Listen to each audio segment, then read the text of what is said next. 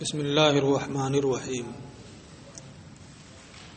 والثالث فی وجوہ استعمال ذالک النظم، تیسری تقسیم اس نظم کے استعمال کے طریقوں کے بیان میں ہے۔ التقسیم الثالث فی طرق استعمال ذالک النظم المذکور سابقا، یعنی تیسری تقسیم سابق میں مذکور نظم کے استعمال کے طریقوں کے بیان میں ہے۔ جس نظم کا ذکر اس سے پہلے ہو چکا تھا، اسی نظم کے استعمال کے طریقے، یعنی انہ استعمل فی معناہ الموضوع لہ او غیری، یعنی وہ نظم اپنے معنی موضوع لہ میں استعمال کیا گیا ہے یا معنی غیر موضوع لہ میں اس لفظ کو استعمال کیا گیا ہے۔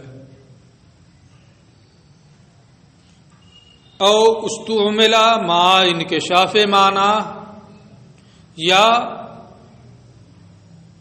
اس لفظ اور نظم کو وضاحت معنی کے ساتھ استعمال کیا گیا ہے۔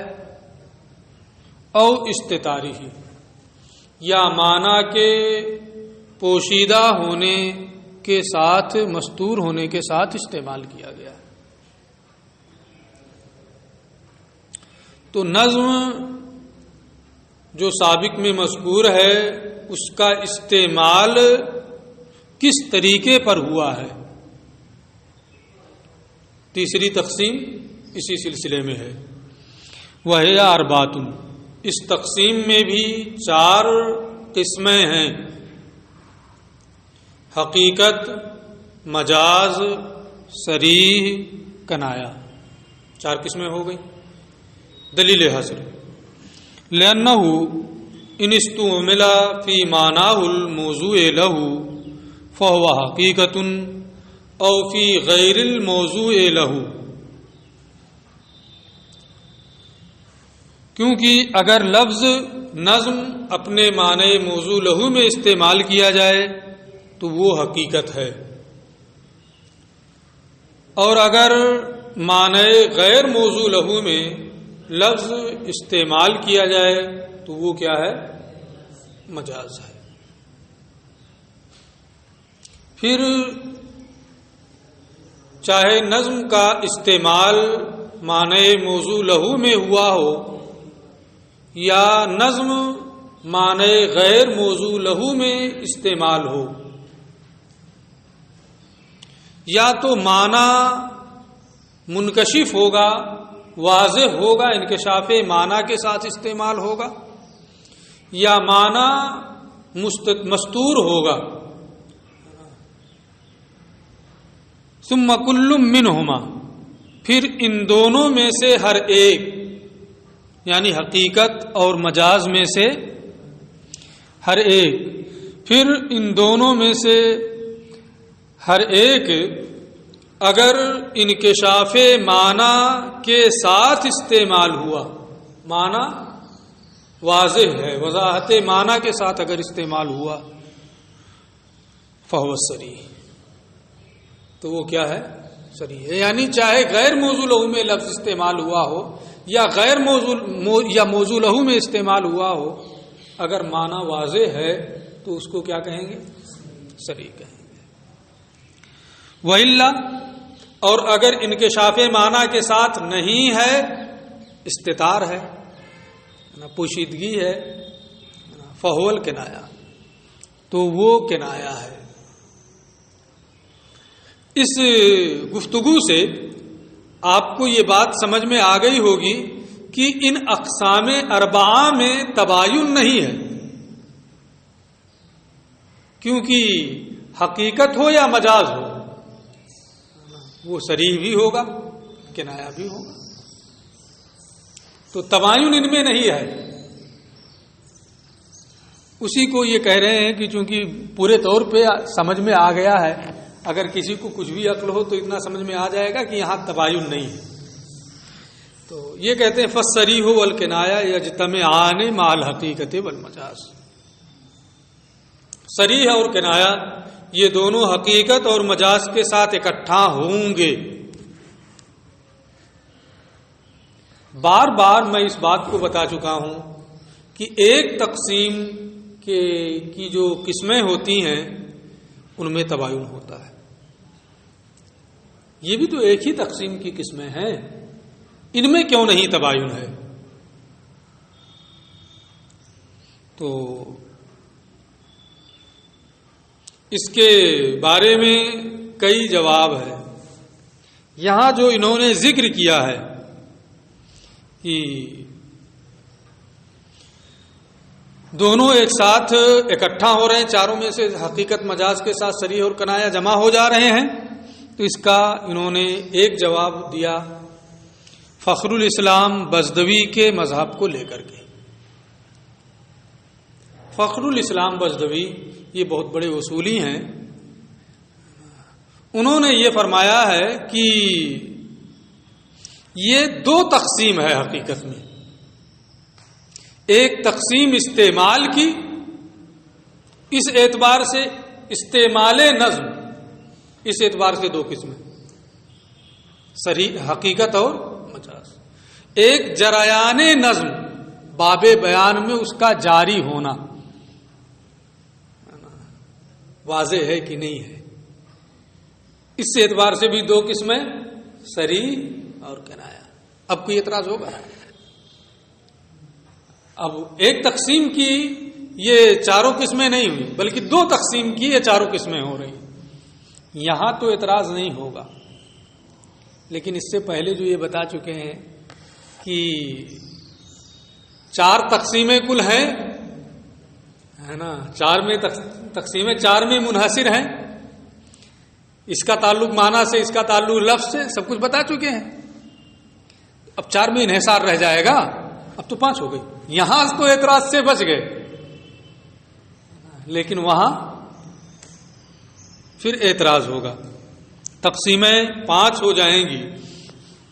اس کا یہ جواب دیا گیا کہ وہ جو چار کہا گیا ہے وہ استقرا کی بنیاد پر کوئی تعداد مقرر کی جائے تو اس میں بڑھ بھی سکتی ہے تعداد. جب استقرا کی بنیاد پر نہیں بلکہ حصر عقلی ہو تو اب وہاں تعداد نہیں بڑھتی. لیکن حصر استقرائی ہو، تتبع اور تلاش کی بنیاد پر ہمیں اتنا ملا اس لیے اتنا بتا رہے ہیں. تتبع اور تلاش میں اور مل گئے پھر بڑھ جائے گا. تو یہ حصر استقرائی ہے، اس لیے بڑھ جائے تو کوئی پریشانی نہیں. ایک جواب تو یہ دیا گیا، لیکن یہ جواب اتنا جامع نہیں. صحیح بات یہ ہے کہ ایک تقسیم کی انہوں نے نظم کی استعمال کے اعتبار سے، فخر الاسلام بزدوی رحمۃ اللہ علیہ نے، اور ایک جریان کے اعتبار سے.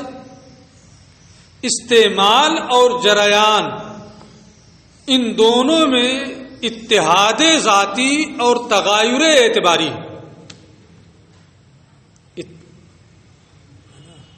ان دونوں میں استعمال اور جریان، ان دونوں میں اتحاد ذاتی اور تغایر اعتباری ہے. اتحاد ذاتی کی بنیاد پر دونوں کو ایک ساتھ رکھا. تغایر ذاتی کی بنیاد پر یہ نظر آ رہا، تغایر اعتباری کی بنیاد پر یہ نظر آ رہا ہے کہ جمع ہو رہے ہیں. تو چونکہ استعمال اور جریان یہ ذات کے اعتبار سے متحد ہیں اور یہ دونوں اعتبار میں ایک دوسرے سے الگ الگ ہیں، تو اتحاد کی جانب نظر کرتے ہوئے چار میں حصر کرنا صحیح رہے گا. وہاں جو پہلے چار میں حصر کیا ہے نا، یہاں چار کی بات، چار قسموں کی بات نہیں کر رہا ہوں. چار تقسیم میں جو حصر کیا ہے اتحاد ذاتی کی طرف نظر کرتے ہوئے کہ دونوں میں اتحاد ہے نا، استعمال اور جریان دونوں میں اتحاد ذاتی ہے، اس لیے 4 تقسیم کہنا یہ صحیح ہے شروع میں جو کہا. اور تغایر اعتباری کی طرف کہ دونوں میں اعتبار کے اعتبار سے بحیثیت اعتبار دونوں کیا نام ہے الگ الگ ہے. تغایر اعتباری تو یہاں الگ الگ تقسیم کی جا سکتی ہے. تو وہاں 4 تقسیمیں جو کہی ہیں 4 ہیں، وہاں اتحاد ذاتی کا اعتبار کیا گیا، اس لیے 4 میں منحصر کیا گیا. اور یہاں جو الگ الگ تقسیم کر دی، استعمال کے اعتبار سے حقیقت مجاز، جریان کے اعتبار سے صریح کنایا، تو یہاں تغایر اعتباری کی بنیاد پر کہ دونوں میں بحیثیت اعتبار تغایر ہے، اس لیے یہاں تقسیم بھی الگ الگ کر دی. سمجھ میں بات آ گئی ہے؟ اب دیکھیں اتنی وضاحت نہیں ہے کتاب میں، لیکن جو اعتراضات تھے میں اس کا جواب دے دیا ہوں. ولذا یہ سب اکٹھا ہو سکتے ہیں، ان کا اجتماع ہو سکتا ہے اسی سے، اور تقسیم واحد کے اقسام میں اجتماع نہیں ہوتا. اسی لیے امام فخر الاسلام بزدوی رحمۃ اللہ تعالی علیہ نے فرمایا ہے والقسم الثالث فی وجوہ استعمال ذالک النظم، تیسری تقسیم اس نظم کے استعمال کے طریقوں کے بیان میں، وجریان ہی فی باب البیان، اور باب بیان میں وضاحت کے ظہور کے بیان میں، اس کے جاری ہونے کے بیان میں ہے. باب بیان یعنی باب ظہور میں، وہ باب ظہور میں وہ جاری کیسے ہوگا، ظاہر ہو کر کے یا مستور ہو کر کے. تو تقسیم ثالث 2 اس میں چیزیں ہیں، ایک استعمال اور ایک جریان کے اعتبار سے، یعنی 2 تقسیمیں یہاں ہیں. اور جب 2 تقسیمیں ہیں تو ان دونوں کے آپس میں اکٹھا ہونے سے کوئی حرج نہیں. یہ کہتے ہیں فجعل الحقیقت والمجاز راجعین للاستعمال. امام فخر الاسلام بزدوی نے حقیقت اور مجاز کو استعمال کی طرف راجع رکھا کہ وہ استعمال کی قسمیں ہیں، استعمال کے اعتبار سے وہ دونوں قسمیں ہیں. وہ صریح والکنایہ، اور صریح اور کنایا کو جریان کی طرف راجع رکھا، یعنی وہ جریان کے اعتبار سے قسمیں ہیں. ہو گیا جواب. ایک یہ تو فخر الاسلام بزدوی رحمۃ اللہ تعالی علیہ کا مذہب تھا.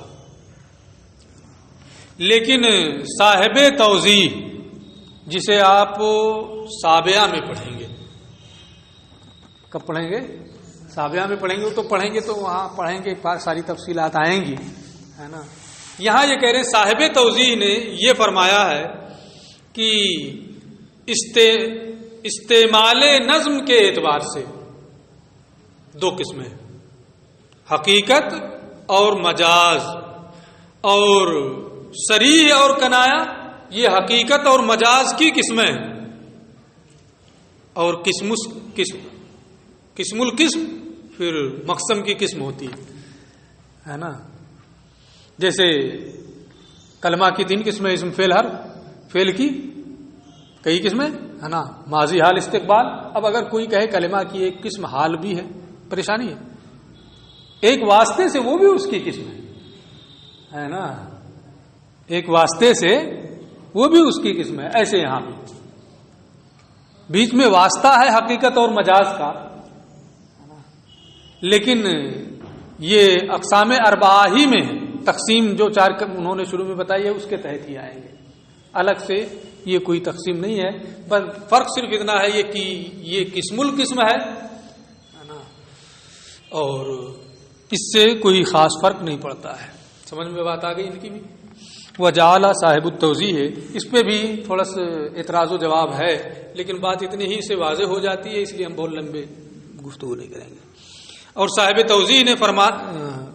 توضیح نے صریح اور کنایا میں سے ہر ایک کو حقیقت اور مجاز کی قسم بتایا ہے کہ صریح اور کنایا یہ دونوں حقیقت اور مجاز کی قسمیں ہیں. اور جب وہ حقیقت اور مجاز کی قسمیں ہیں تو ان کے ساتھ جمع ہونے میں کیا پریشانی؟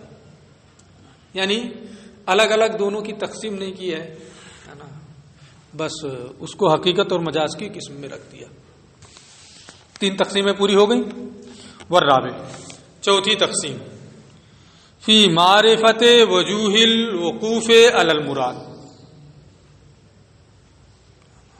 نظم کی مراد پر واقف ہونے کے طریقوں کی معرفت کے بیان میں.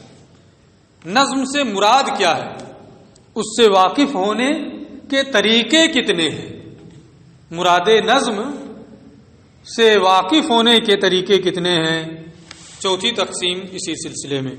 ای تقسیم الرابع، یعنی چوتھی تقسیم، فی معرفت طرق وقوف المجتہد علی مراد النظم، مراد نظم پر مجتہد کے واقف ہونے کے طریقوں کی معرفت کے بیان میں. یعنی کن طریقوں سے مجتہد نظم کی مراد سے واقف ہوگا، ان طریقوں کا بیان. اب یہاں آپ غور کریں کہ یہ کیا کہہ رہے ہیں کہ مجتہد نظم کی مراد پر واقف کیسے ہوگا. تو یہ تقسیم جو ہے وقوف مجتہد کے اعتبار سے، مجتہد کا مراد نظم پر واقف ہونا، یہ کتاب کی تقسیم ہے، یہ کتاب کی تقسیم تو نہیں ہے. وقوف مجتہد، مراد نظم پر وقوف مجتہد کے کتنے طریقے ہیں، یہ تقسیم اس کی ہے. کتاب کی تقسیم تو یہ نہیں ہے. اعتراض ہوگا کھلا ہوا کہ نہیں ہوگا، اسی کا یہ جواب دے رہے ہیں. وہوا، جو اعتراض آپ کو سمجھ میں آ رہا ہے ان کو بھی سمجھ میں آیا تھا، ہے نا. فرماتے ہیں وہوا، اور وہ یہ ہے، اچھا، اور یہ وَإِنْ كَانَ فِي الظَّاهِرِ، اگرچہ ظاہر ہے کہ یہ مجتہد کی صفات سے ہے. وقوف مراد ہے نا، وقوف علی المراد یہ مجتہد کی صفات سے ہے، کتاب کی صفت نہیں ہے. ظاہر ہے، میں مانتا ہوں کہ یہ صحیح ہے یہ نا. پھر اس کو کتاب میں کیسے رکھا کہ کتاب کی تقسیم ہے. یہ کہتے ہیں کہ وہوا وَإِنْ كَانَ فِي الظَّاهِرِ مِنْ صِفَاتِ الْمُجْتَہِدِ، بظاہر، اب تھوڑا سا ترجمہ میں بدل رہا ہوں، بظاہر اگرچہ یہ مجتہد کی صفت ہے، لَكِنَّهُ يَؤُولُ إِلَى حَالِ الْمَعْنَى، لیکن یہ معنی کی حالت کی طرف راجع ہوگا اور معنی کے واسطے سے لفظ کی طرف راجع ہوگا. کہاں سے مجتہد واقف ہوگا؟ جب معنی سمجھے گا تبھی تو وہ مراد پر واقف ہوگا. معنی کہاں سے سمجھے گا؟ جب لفظ ہوگا تبھی تو وہاں معنی پیدا ہوگا. تو وقوف مجتہد معنی کے ذریعے سے ہوگا اور معنی کے لیے لفظ ہوگا. بغیر لفظ کے تو وہ چیز آئے گی نہیں. اس لیے واسطہ در واسطہ ہی صحیح یہ کتاب کی صفت ہے. واسطہ در واسطہ صحیح، لیکن ہے یہ کتاب کی صفت.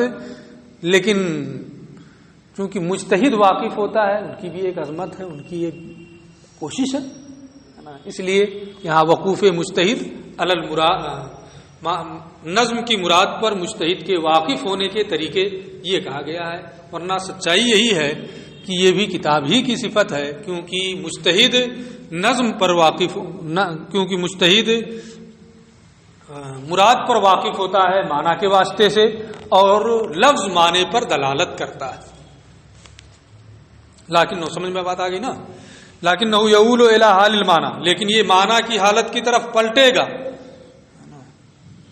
وہ بواسطتہ ہی، اور معنی کے واسطے سے لفظ کی جانب جائے گا. اسی وجہ سے نا بعض لوگوں نے یہ کہا ہے کہ چونکہ لفظ یہ تیسرے نمبر پہ آ رہا ہے نا یہاں، تو بعض لوگ شروع میں پڑھ کے آئے ہیں کہ تقسیم رابع معنی کی ہے نا، معنی کے اعتبار سے. تو چونکہ دوسرے نمبر پہ معنی ہی آ رہا ہے اس لیے وہ کہا گیا ہے. ولذا قیل، اسی وجہ سے یہ بات کہی گئی ہے کہ ان ہذا تقسیمہ، کہ یہ تقسیم یعنی تقسیم رابع معنی کی ہے، یہ تقسیم نظم کی نہیں ہے، لیکن معنی کے واسطے سے لفظ کی بھی تو ہے نا. وہ اربعۃ اجزاء، اس کی بھی 4 قسمیں: عبارت النص، اشارت النص، دلالت النص، اقتضاء النص. مجتہد ان چاروں سے استدلال کرے گا. لأن المستدل ان استدل بالنظم، کیونکہ مستدل مجتہد اگر استدلال کرے نظم سے، فإن کانا مسوکن، تو یا تو وہ نظم اسی کے لیے لایا ہی گیا ہوگا، فہو عبارت النص، تو اس کو کیا کہیں گے؟ عبارت النص کہیں گے. یہاں نص سے مراد نظم ہے، وہ نہیں ہے جو آپ پہلے نص پڑھ کے آئے ہیں، ظاہر نص مفسر محکم، وہ والا نص نہیں ہے نا. یہاں نص سے مراد کیا ہے؟ نظم ہے. فإن کانا مسوکن، تو اگر